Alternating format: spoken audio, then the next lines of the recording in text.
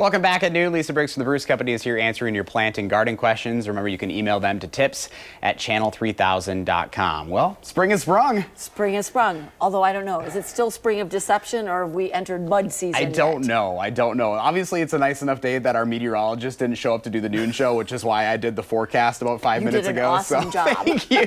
We're doing it all on a Monday, but hey, I'm doing it because it's a bright spot because it's beautiful outside. It is. And now we have so many great questions today. Yeah. We've got so many that are already coming in. We're going to start with Rita. Rita wants to know, when she digs up her amaryllis bulbs at the end of summer, should she cut the green leaves off before storing them? Yes, she should. You want to cut off those green leaves, take off any soil that's around the root ball, and then let it sit for about 12 to 16 weeks, and then repot it.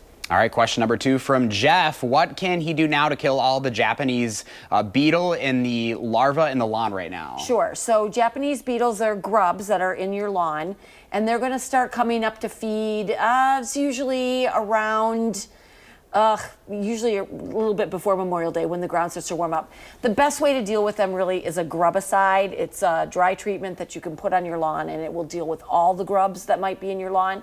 If you want to go with something a little more organic, Milky Spore is a really good option.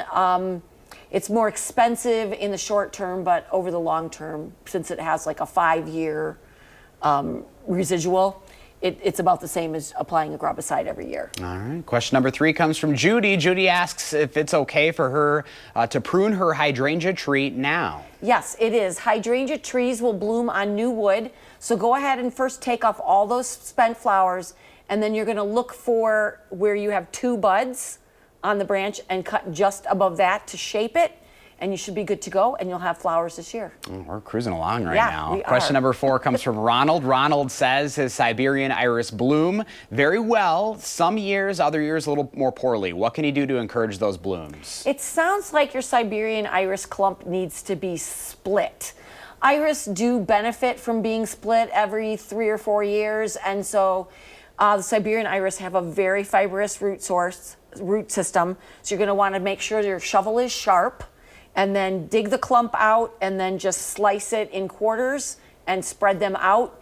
A lot of times, if your iris clumps get kind of empty in the middle, that's a sure sign that they need to be divided and replanted. All right, question number 5 from Steve. Steve asks, is now the time he should prune hydrangea and, is that potentilla? Potentilla. Bushes, and should he prune close to the ground? Potentilla, yes. Go ahead and prune your potentilla now. If you take them back about halfway, it's fine, unless they're really overgrown. The farther back you take them, the longer it's going to take to have the shrub looking nice and even again.